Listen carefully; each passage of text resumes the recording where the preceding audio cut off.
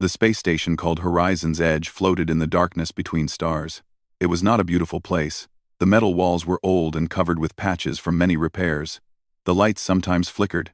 The air smelled like oil and recycled oxygen. But to the ships that traveled through this part of the galaxy, it was the most important place in existence. Park Do-hyun stood at the large window of Maintenance Bay 7 and looked out into space.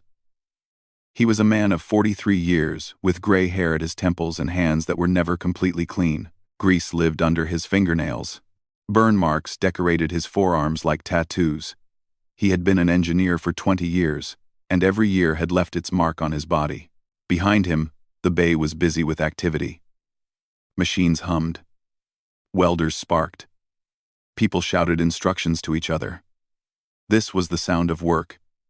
And Do-hyun loved it more than anything. Kim Yuna walked up beside him. She was his second in command. A woman 10 years younger with sharp eyes and a sharper mind. She held a data pad in her hands and her face showed concern. "Chief," she said, "we have an unusual situation." Do-hyun did not turn from the window. "What kind of unusual?" "A Velthari warship is coming. They are requesting emergency repairs." Now Do-hyun turned. His eyebrows went up. "Velthari? Are you certain?" "Yes, they sent the request 3 times. They sound desperate." This was strange news. The Velthari were one of the most powerful species in the galaxy. They were insect-like creatures. Tall and proud. With wings that shimmered in many colors. They had conquered 12 star systems. They built the strongest warships. They never, ever asked anyone for help. Yet here they were, coming to a human station. Do-hyun looked back out the window. In the distance, he could see a shape approaching. Even from far away, he could tell the ship was damaged. Parts of it were blackened from fire. One of its engines was dark and silent. "How long until they arrive?" he asked. 20 minutes. He nodded and wiped his hands on his work pants, even though they were already dirty. "Call everyone. I want all teams ready. We do not know what we will find, but we will be prepared." Yuna hurried away to give the orders. Do-hyun remained at the window, watching the wounded ship come closer. He remembered the first time an alien ship had come to a human station for repairs. That was 15 years ago, when humanity was still new to space travel. Back then, no one believed that humans had anything to offer. Humans were weak. Humans had no special powers. Humans came from a small planet in an unimportant corner of the galaxy, but humans knew how to fix things. It started small, a trader ship with a broken engine, a cargo vessel with hull damage. Word spread slowly at first, then faster. Human mechanics did not just repair ships. They made them better. They found problems that no one else could find. They cared about their work in ways that confused other species. Now, human maintenance stations were famous throughout the galaxy. Ships traveled for days, sometimes weeks, just to reach them. And Horizon's Edge was the most famous of all. The Velthari warship grew larger in the window. Do-hyun could see the damage clearly now. Plasma burns covered the hull like terrible scars.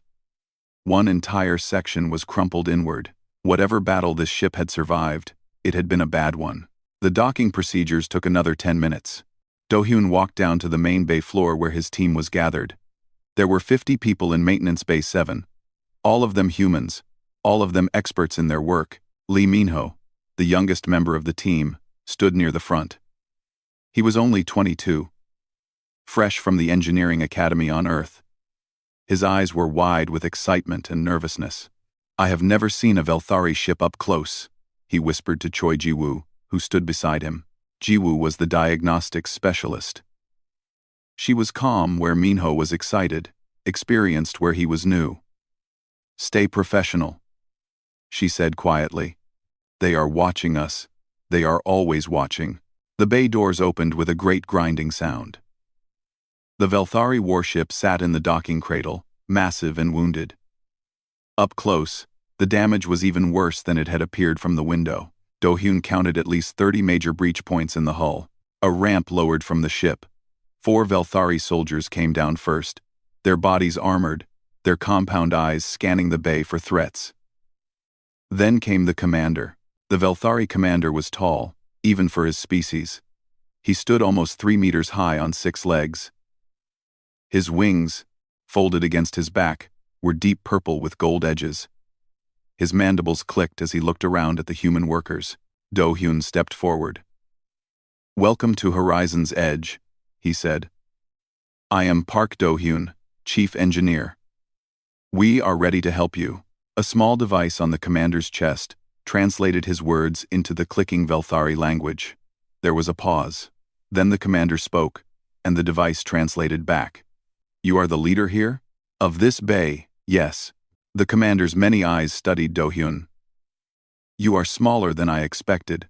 All humans are small." "Yes," Do-hyun agreed. "We are. But our work is not." Something changed in the commander's posture. It was small, barely noticeable, but Do-hyun had worked with many species. He knew the signs of surprise. "Your ship has taken heavy damage," Do-hyun continued. "May I ask what happened?" "Battle," the commander said simply. "We fought the Rithani. We won. But the cost was high." "I understand. How long do we have for repairs?" "We must leave in 30 hours. Our fleet is waiting." 30 hours for this level of damage was nearly impossible. Any other species would have said so. Any other species would have made excuses or demanded more time. Do-hyun simply nodded. "Then we should begin immediately." He turned to his team. "Everyone knows their assignments. Let us get to work." The team moved like water flowing around rocks. They swarmed over and around the damaged ship, each person going to their assigned position. Minho climbed the scaffolding to examine the upper hull. Jiwoo connected her diagnostic equipment to the ship's computer. Others began cutting away damaged panels and preparing new materials. The Velthari commander watched all of this with his many eyes. His soldiers stood rigid and silent beside him. None of them had expected this. None of them understood it. "Why do you help us?" the commander asked suddenly. Do-hyun, who was examining a particularly bad section of hull damage, looked up. "What do you mean?" "We are not allies. We have no treaty with humans. Some of my people have even attacked human ships in the past. Yet you help us without question." Why? It was a good question. Other species had asked it before, and they always seemed confused by the answer. "A ship is a ship," Do-hyun said. "The people inside want to go home. That is reason enough." The commander's mandibles clicked rapidly. The translator did not give words for this sound, but Do-hyun understood it anyway. It was the sound of someone whose understanding of the universe had just shifted. "Among my people," the commander said slowly, "we repair ships to maintain power, to win wars, to dominate enemies. We do not repair ships for kindness." "We know," Do-hyun said. "Most species are the same, but humans are different. We believe that every being deserves to go home, even our enemies." He returned to his work, leaving the commander to think about his words. Hours passed. The team worked without stopping. Yuna coordinated the efforts, making sure each group had the materials they needed. Jiwoo found 17 different problems in the ship's computer systems, some of them old, some of them new. She fixed them all. Minho discovered something interesting in the upper hull. "Chief," he called down, "there are cracks here that did not come from the battle. They are old. Very old." Do-hyun climbed up to see. The young man was right. Hidden beneath the plasma burns were tiny fractures in the metal, signs of stress that had built up over years. The Velthari engineers had never noticed them. One more battle, maybe 2, and these cracks would have become a catastrophic failure. "Good eye," Do-hyun said to Minho. "We will fix these too, but it will add hours to the work. Then we will work faster. These cracks could kill everyone on this ship. We do not leave problems like that behind." Minho nodded and began the repairs. He was learning something that they did not teach in the academy. He was learning what it meant to be a human engineer. The commander appeared below them, looking up. "What have you found?" Do-hyun climbed down to explain. He showed the commander images of the cracks. explained what would have happened if they were not repaired. The commander listened in silence. When Do-hyun finished, the commander said nothing for a long moment. Then he spoke. Your people have no great warships. You have no powerful weapons. You have not conquered any systems. Yet you have something that we do not. What is that? Do-hyun asked. The commander's wings shifted slightly. I do not know the word for it, but I am beginning to understand why ships travel so far to find you. He turned and walked back to where his soldiers waited. Do-hyun watched him go, then returned to work. There were still many hours left, and the ship was not going to repair itself. But somewhere deep inside, he felt the familiar warmth that came from doing good work. It was the feeling of making a difference. It was the feeling of being human, and that, more than any weapon or fleet, was the true power of humanity among the stars. The news of the Velthari warship spread through Horizon's Edge like fire through dry grass. Within hours, everyone on the station knew. The proud Velthari, conquerors of 12 systems, had come to humans for help. This was not a small thing. This was history. Lee Min-ho finished his shift and walked to the station's common area. His muscles ached from hours of climbing and welding, but his mind was too active for sleep. He kept thinking about what he had seen, the Velthari commander, so tall and powerful, standing confused in front of human mechanics, the cracks in the hull that no one else had found. The way Chief Do-hyun had spoken about bringing people home. The common area was a large room near the center of the station. It had tables and chairs, food dispensers, and large windows that looked out into space. At this hour, it was busy with workers from different shifts and visitors from ships currently docked at the station. Min-ho got a cup of hot tea and found an empty table. He was about to sit when a strange sound reached his ears. It was like music, but not quite. More like many voices, singing in harmony without words. He turned and saw them, Corvani, 3 of them, sitting at a table near the window.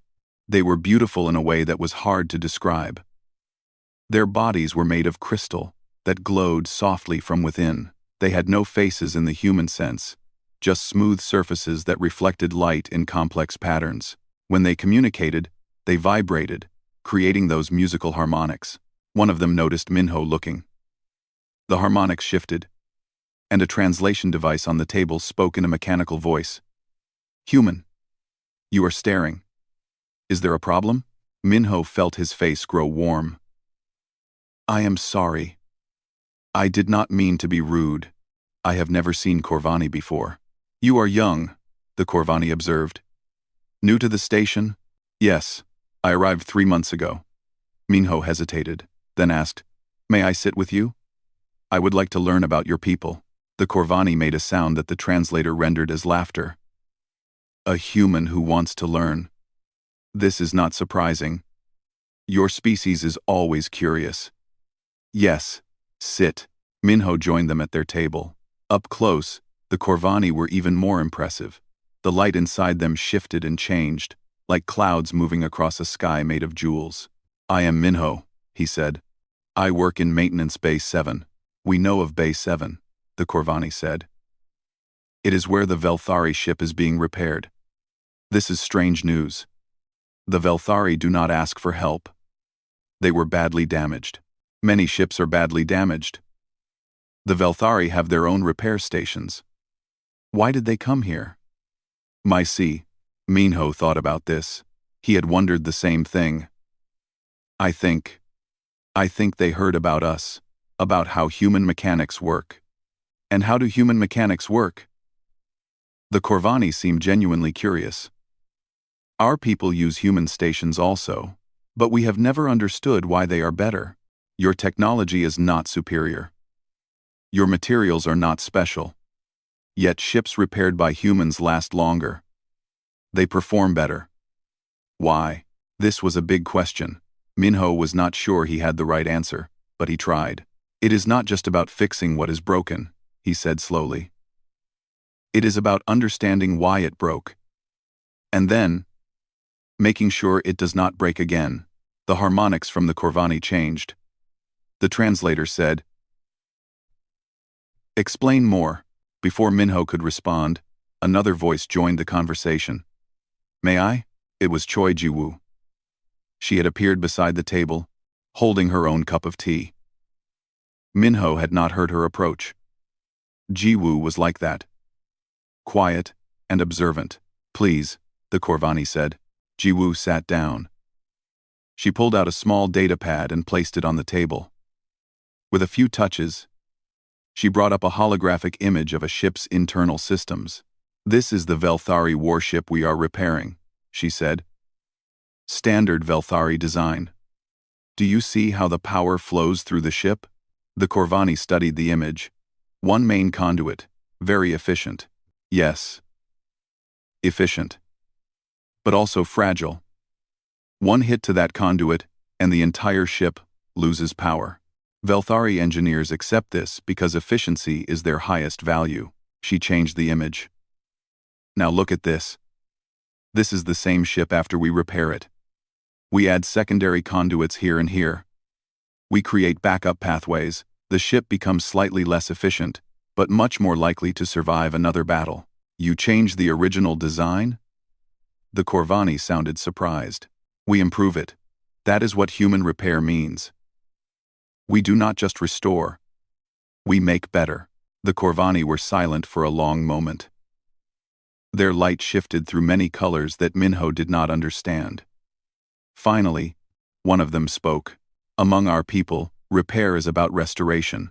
We return things to their original state. The idea of improvement. This is strange to us. Is this the secret of human mechanics? Ji-woo smiled. Part of it. There is more. Tell us. When we look at a ship, we do not just see metal and circuits. We see the people who will fly in it. We imagine them traveling through space, going home to their families, living their lives. Every repair we make is a promise to those people, a promise that we will do everything possible to keep them safe. She paused and sipped her tea. Other species repair ships because ships are valuable. Humans repair ships because lives are valuable. That difference changes everything. The Corvani harmonics grew complex. The translator struggled to keep up. This is a very different philosophy. We must think about this.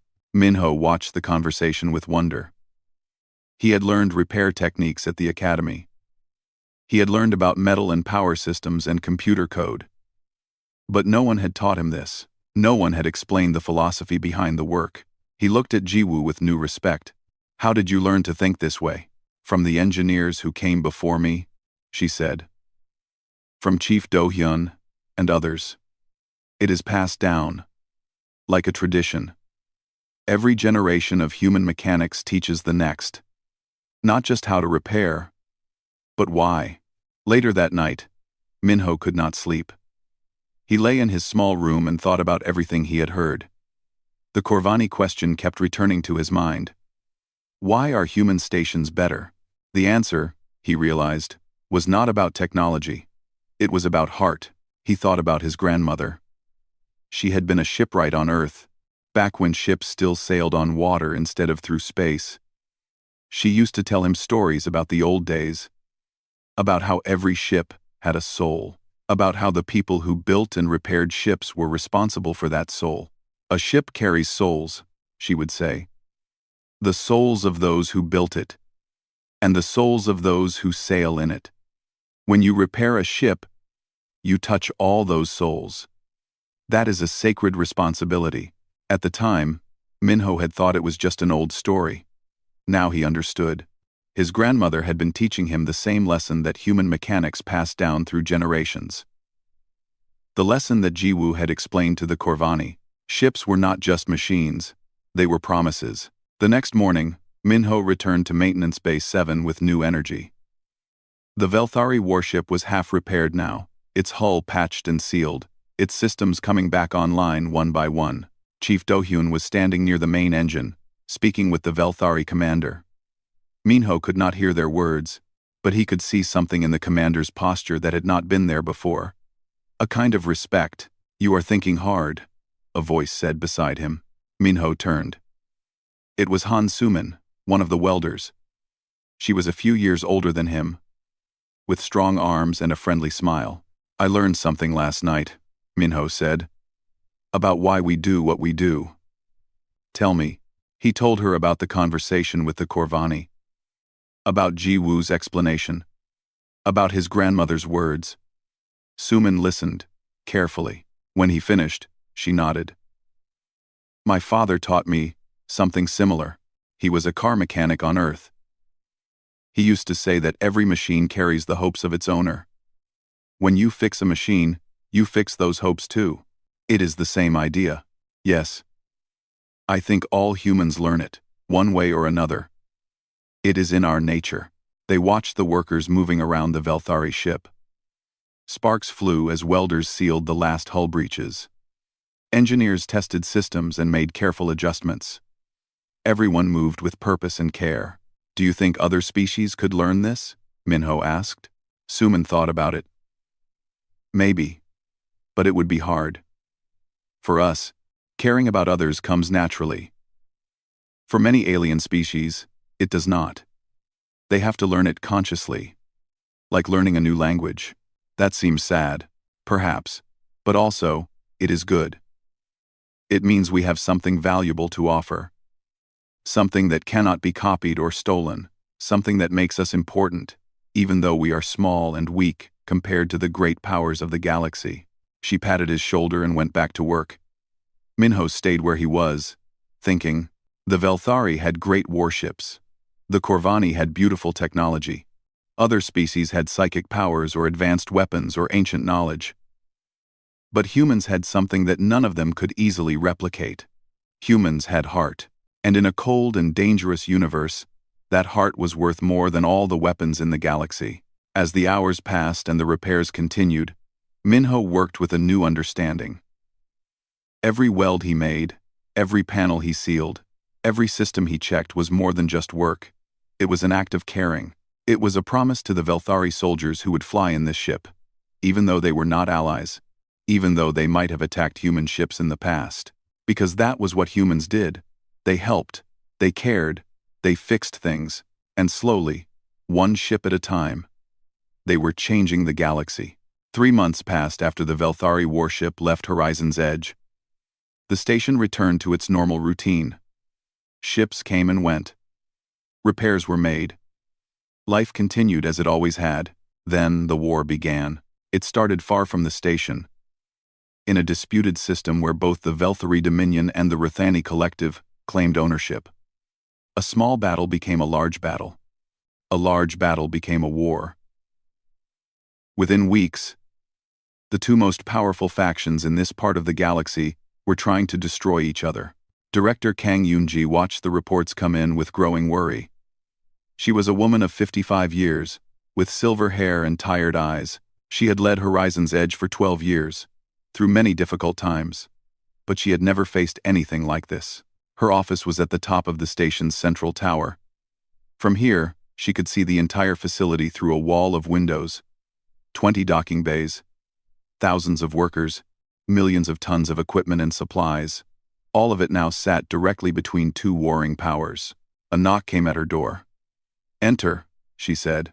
Park Do-hyun walked in, followed by several other senior staff. Sergeant Baek Tae-young, the head of security. Dr. Shin Hanol, the chief medical officer.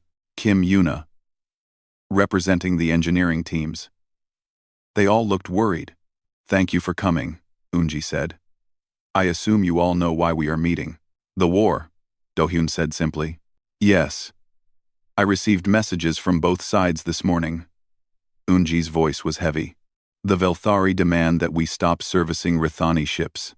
The Rithani demand that we stop servicing Velthari ships. Both have threatened to destroy us if we help the other." Silence filled the room. Everyone understood what this meant. They were trapped between two giants, and either choice led to death. Sergeant Tae-young spoke first. He was a large man with a military background, practical and direct. "What is our defensive capability?" "Almost nothing," Yoonji admitted. "We have about 200 armed personnel, a few small defensive guns on the hull. Against either fleet, We would last maybe 10 minutes. Then we must choose a side, Taeyang said. It is the only way to survive. And the other side would destroy us for betraying them, Yuna pointed out. Either way, we lose. Maybe we could evacuate, Dr. Shin suggested. Her voice was quiet but firm. Load everyone onto ships and run. Run where? Do-hyun asked.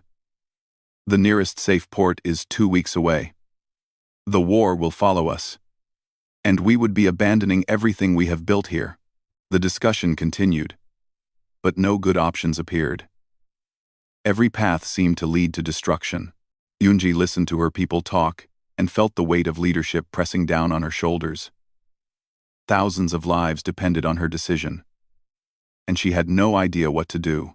Then Dr. Shin said something that changed everything. What if we do not choose? Everyone looked at her. What do you mean? Unji asked. What if we continue as we always have? Service both sides. Refuse to take part in the war. Taeyang shook his head. They would both attack us. Would they? Dr. Shin leaned forward. Think about it. Every major species in this region has used our services.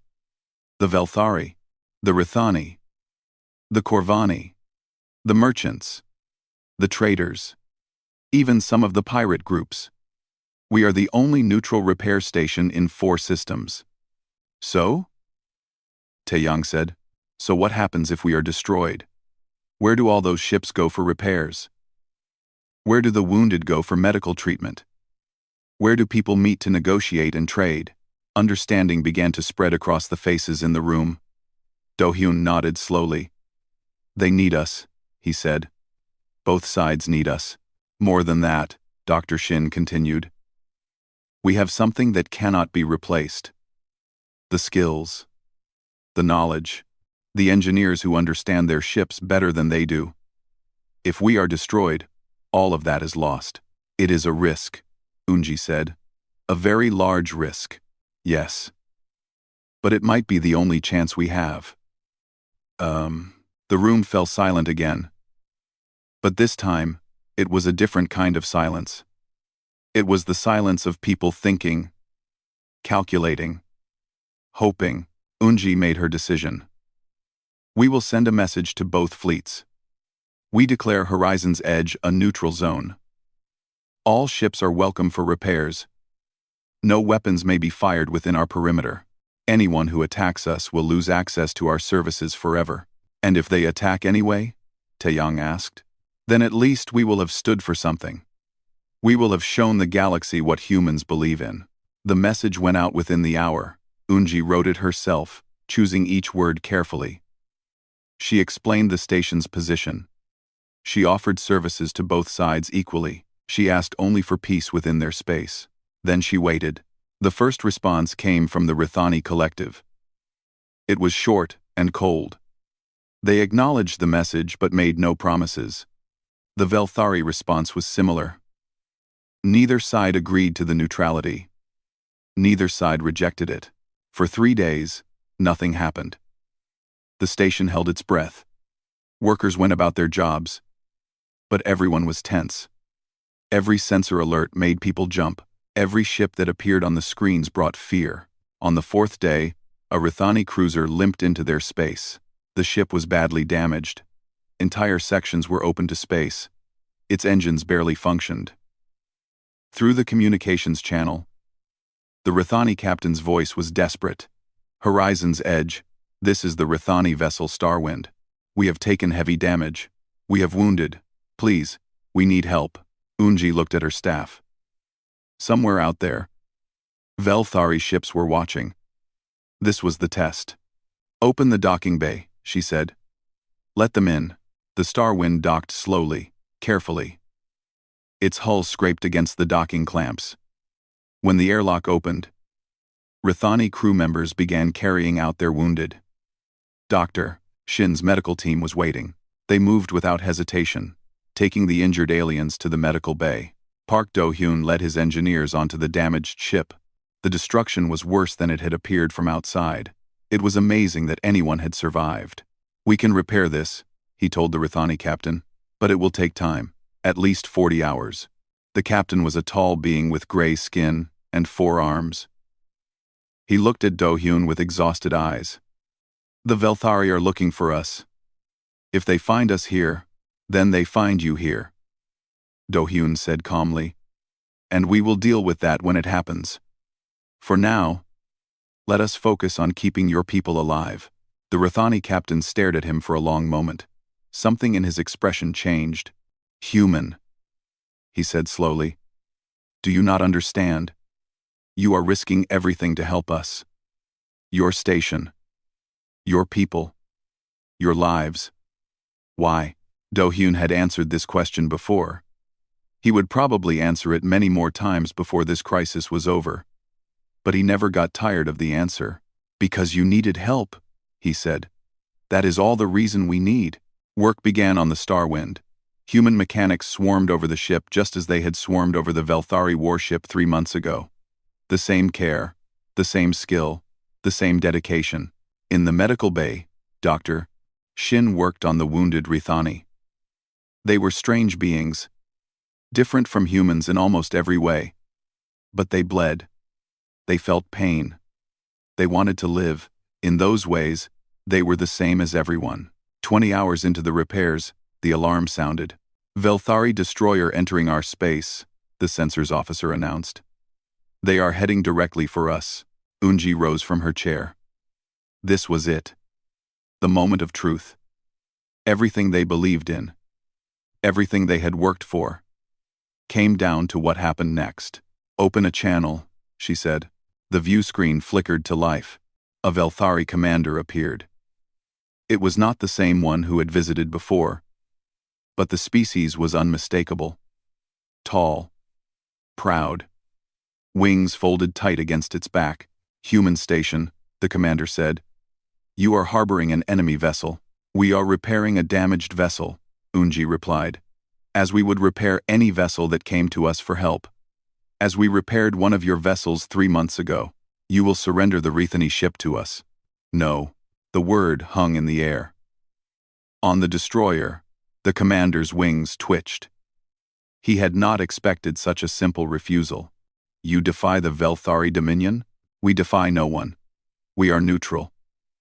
We help all who need help. This is what we have always done. This is what we will always do.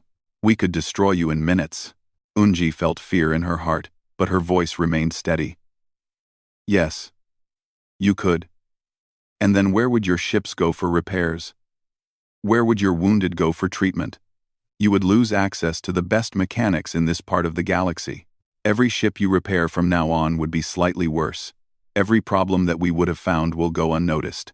Over time, the cost of destroying us would be measured in ships lost and lives ended. She paused. Is one Rathani cruiser worth that price? The commander did not answer immediately. Unji could see him thinking. Calculating. She held her breath. Finally, the commander spoke again. The Dominion will remember this, human. We hope you will, Unji said. And we hope you will remember that our doors remain open to you as well. When your ships need repair, we will be here. When your people are wounded, we will help them. That is our promise. To everyone. The destroyer turned and left their space. Unji let out a breath she had not known she was holding. Around her, the control room burst into quiet celebration. They had survived. For now, but the crisis was not over. It was only beginning. And somewhere out there, 2 great powers were still trying to destroy each other. The station was caught in the middle, protected only by its usefulness and the strange human idea that everyone deserved help. It would be a long war. But humanity had found its place in it, not as warriors, not as conquerors, but as healers, as helpers, as the people who would always leave the light on for those who needed to come home. The weeks that followed the confrontation were the most difficult in the station's history. Ships from both sides continued to arrive. Damaged Rathani cruisers, wounded Velthari destroyers. Sometimes they docked at the same time, separated only by the thin walls of different bays. The tension was constant. Han Suman had never been so tired in her life. She was a welder, 20 years old, trained on Earth, and sent to Horizon's Edge just 6 months ago. She had expected adventure and excitement. She had not expected to become a soldier in a war without weapons. Her current assignment was the outer hull of a Rithani cargo vessel. The ship had taken damage from debris, not battle, but the repairs were still urgent. The Rithani crew was transporting medical supplies to their colony worlds. Every day the ship stayed in dock was a day that people went without medicine. Suman worked in her spacesuit, hanging against the hull in the cold emptiness between stars. Her welding torch hissed and sparked as she sealed the breaches one by one. Through her helmet, she could see the stars. She could also see the Velthari destroyer that had docked in Bay 3, just 100 meters away. Its soldiers watched her. She could feel their many eyes following her movements. It made her hands want to shake, but she did not let them. She focused on the work. That was all she could do. When her shift ended, she returned to the station's interior and removed her suit. Her muscles ached. Her eyes burned from staring at bright welding light. She wanted nothing more than to sleep for 100 years. Instead, she found herself in the medical bay. It was not a conscious decision. Her feet simply carried her there. Maybe she wanted to see something that reminded her why she was doing this. Maybe she wanted proof that the work mattered. The medical bay was busy. Dr. Shin Hanul moved between beds with calm efficiency, treating patients from both species. Rithani on one side, Velthari on the other. They did not look at each other. They did not speak. But they were all being healed. Suman found an empty corner and sat down. She watched Dr. Shin work on a Rithani soldier whose arm had been badly burned. The doctor's hands were gentle and precise. She spoke softly, explaining each step of the treatment even though the soldier probably did not understand her words. "You should be resting." Suman looked up. Oh Jiho, one of the senior systems analysts, had appeared beside her. He was an older man, maybe 60, with gray hair and kind eyes. He had been at the station longer than almost anyone. "I cannot sleep," Suman admitted. "Too much in my head." Jiho sat down next to her with a small groan. "I understand. These are difficult days. Does it ever get easier?" "No." The old man smiled slightly. "But you learn to carry the weight. That is what humans do. We carry weight that others cannot." They sat in silence for a while, watching the medical staff work. Then Jiho said something that surprised her. "I was there when this station was built, 30 years ago. I was one of the first engineers." "Really?" Suman looked at him with new interest. "Yes.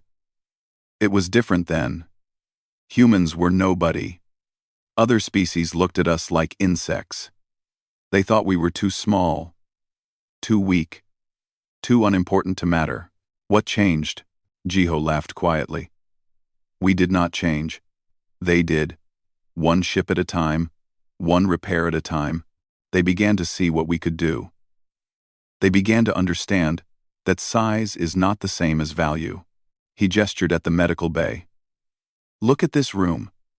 Two species that are trying to destroy each other, lying side by side, being healed by humans. A year ago, this would have been impossible. A month ago even. But here we are." Suman thought about this. "Do you think we are making a difference?" "Really? I know we are. I can see it in their eyes. The Velthari who come here now are different from the ones who came before the war. They are beginning to understand something. The Rithani too. They are learning that there is another way to be in the universe, a way that does not require conquest or domination. Just by repairing their ships? Just by caring about them. That is the revolution, young one. Not weapons or technology, just caring." The next day, Suman was assigned to help with a Velthari destroyer. It was the same ship she had seen watching her from Bay 3. Now she would be working on it, inside it, surrounded by the soldiers who had been staring at her. She was terrified, but she went anyway. That was what humans did. The Velthari ship was different from the Rithani vessels she had worked on. The corridors were taller, designed for beings with 6 legs and wings. The lighting was dimmer, suited to compound eyes. The air had a strange smell, like copper and flowers mixed together. Chief Do-hyun led the team. He seemed calm, as always. Suman wondered if he ever felt fear, or if he had simply learned to hide it perfectly. They worked in silence at first. The Velthari crew watched them from a distance, their mandibles clicking softly. Suman focused on her welding, trying to ignore the eyes on her back. Then something happened. A Velthari soldier approached her. It was smaller than the others, probably young. Its wings were a pale blue color, still developing. It stood near her workspace and made a sound that the translator rendered as curiosity. "What are you doing?" the young Velthari asked. Suman's heart pounded, but she answered, "I am sealing a hull breach. There was damage to this section in your last battle." "I know. I was here when it happened. A Rathani missile hit this wall. 2 of my unit were killed." Suman stopped working. She turned to look at the young soldier. "I am sorry," she said, "for your loss." The Velthari's mandibles clicked in a pattern she did not recognize. "Why are you sorry? We are enemies of your allies. We have killed Rathani. The Rathani you help. We do not have allies," Suman said. "We help everyone. And being sorry for death is not about sides. Death is death. It is always sad." The young soldier was quiet for a long moment. Then it asked another question. "The human who repaired my commander's ship 3 months ago. He said that humans believe everyone deserves to go home. Is this true?" "Yes. Even us? Even though we might use this ship to kill more Rathani?" This was a hard question. Suman thought about it carefully before answering. "We cannot control what you do with your ship after you leave. We can only control what we do while you are here. And while you are here, we will do our best work. We will fix everything we can find wrong. We will make your ship as safe as possible, because we believe that you deserve to go home. All of you. Even the soldiers. Even the commanders." She paused. "What you do after that is your choice. But maybe, if enough people show you kindness, you will start to make different choices." The young Velthari stared at her. Then, slowly, it reached out one of its limbs and touched the hull near where she was working. "My sister died on this ship," it said. "She was a soldier too. She believed in the Dominion. She believed in conquest and power. She would not have understood you. And you? I am beginning to understand. A little. It is strange and confusing. But I am beginning to see why ships travel so far to come here." It turned and walked away. Suman watched it go, then returned to her work. Her hands were steady now. The fear was gone. Hours later, when the repairs were finished, Chief Do-hyun gathered the team in the corridor outside the ship. The Velthari commander came to meet them. It was not the same commander who had threatened the station weeks ago.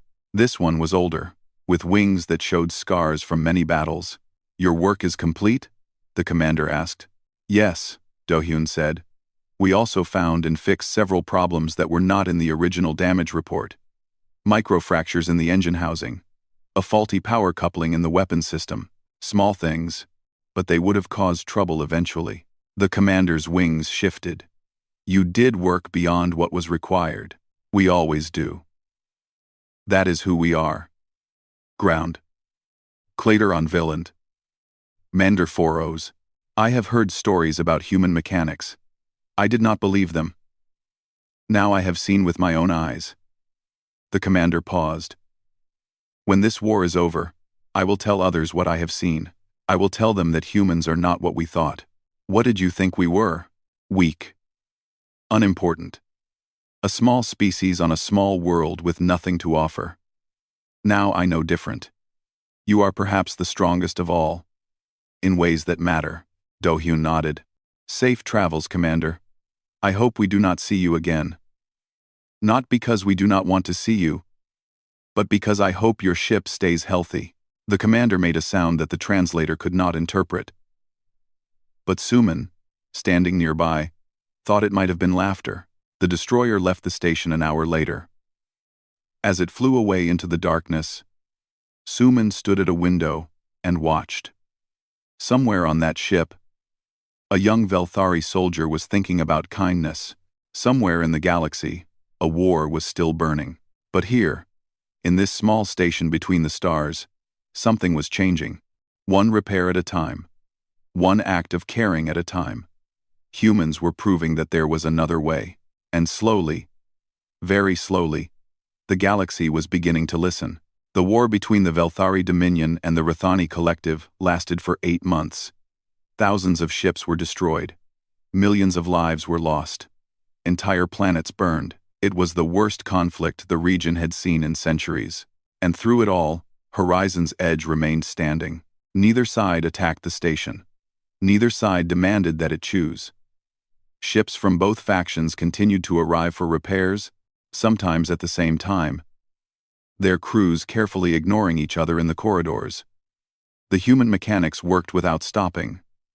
The doctors healed without asking which side their patients fought for. Life went on.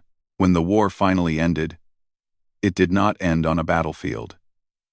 It ended in a conference room, on Horizon's Edge. Director Kang Eunji had expected many things when she took this job. She had not expected to host peace negotiations between two galactic powers, but here she was, standing in the station's largest meeting hall, watching history unfold. The Velthari delegation sat on one side of the long table. The Rathani delegation sat on the other. Between them, acting as translator and mediator, was Ambassador Yoon Nari. Nari was an unusual choice for this role.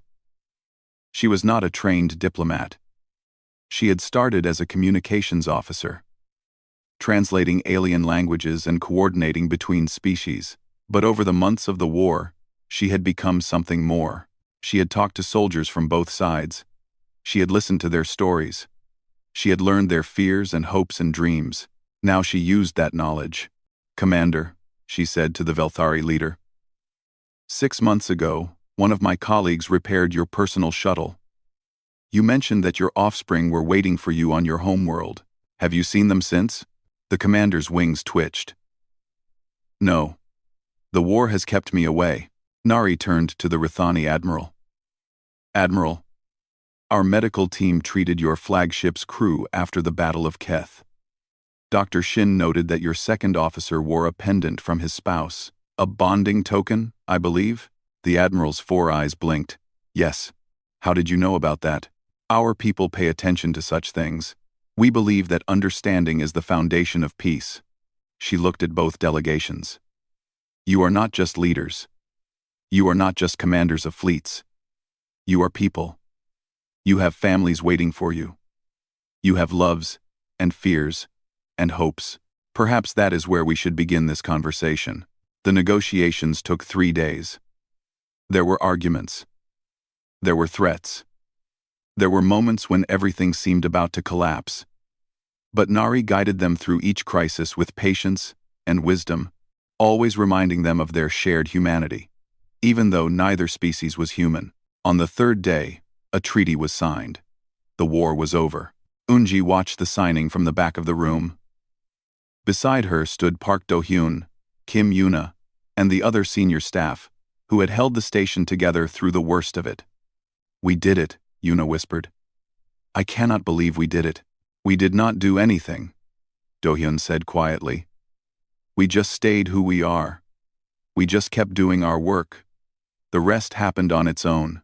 After the delegations left, the station slowly returned to normal. But normal had changed. The word spread across the galaxy. Human stations were now officially recognized as neutral zones. Every major faction signed an agreement protecting them. No one would attack a human repair station again. A month later, Eunji received a message from the Galactic Council.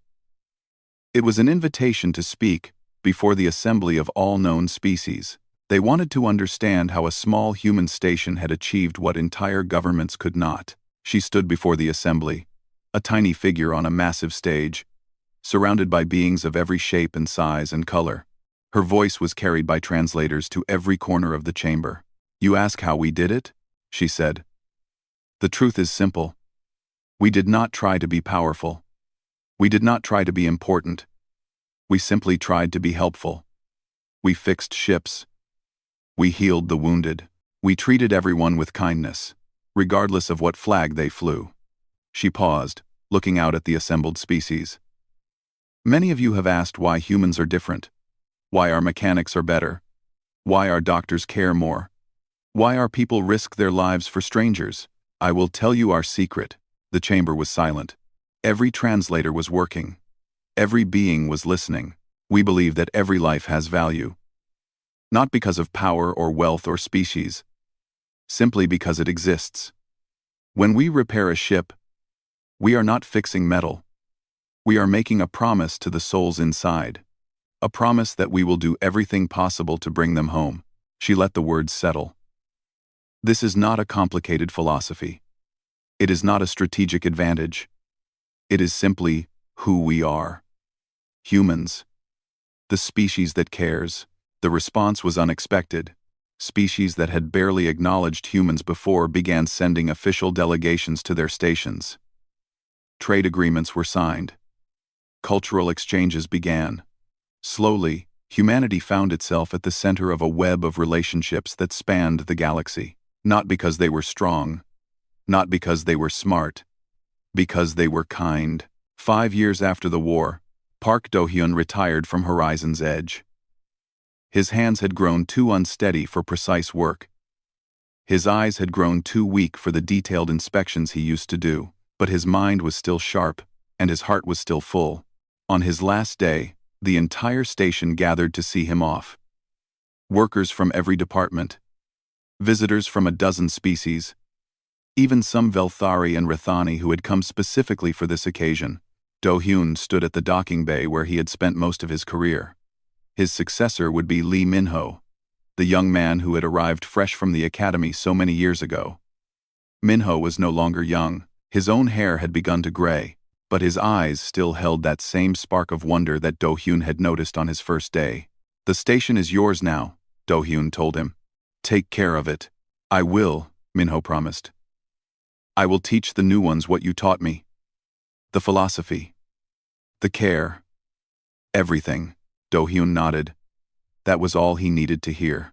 As his shuttle prepared to leave, he took one last look at Maintenance Bay 7. A ship was docked there. A species he did not recognize. Alien. Strange. Different from anything he had seen before. And swarming over it, working with familiar dedication, were human mechanics. Already doing what humans did best. Park So-yeon, Do-hyun's niece, was leading the team. She had joined the station 2 years ago, following in her uncle's footsteps. Now she stood at the docking bay entrance, greeting the alien captain. "Welcome to Horizon's Edge," she said with a smile. "Let us see what you need." "I need." The alien, a being of shifting lights and geometric shapes, made a sound that the translator struggled to interpret. Finally, words emerged. "We have heard stories. They say that human hands bring ships back to life. That you fix not just metal, but meaning." So-yeon picked up her toolkit, the same one her uncle had used for 30 years. "Let us find out," she said. Do-hyun watched from his shuttle as the work began. The pattern was familiar. The dedication was the same. A new generation was carrying on what he had started. The shuttle lifted off and carried him away from Horizon's Edge. Through the window, he watched the station grow smaller and smaller, until it was just a point of light among the stars. But even from that distance, he could see ships approaching, ships from every corner of the galaxy, ships that had traveled for days or weeks just to reach this place. Ships full of beings who had heard the stories and wanted to experience for themselves the strange magic of human care. Centuries later, historians would write about this period. They would note that humanity never built a great war fleet. They never conquered systems. They never developed terrible weapons. Instead, they built repair stations and medical outposts and places where anyone could come for help. The Velthari developed a saying that spread across the galaxy. To destroy a human station is to wound your own ship. It became a proverb, a piece of wisdom that every species learned, because in the end, humanity's power was not measured in weapons or territory. It was measured in the lives saved, the ships repaired, the wars prevented. The kindness shown, it was measured in heart, and in a cold and dangerous universe, that heart shone like a beacon, guiding travelers home.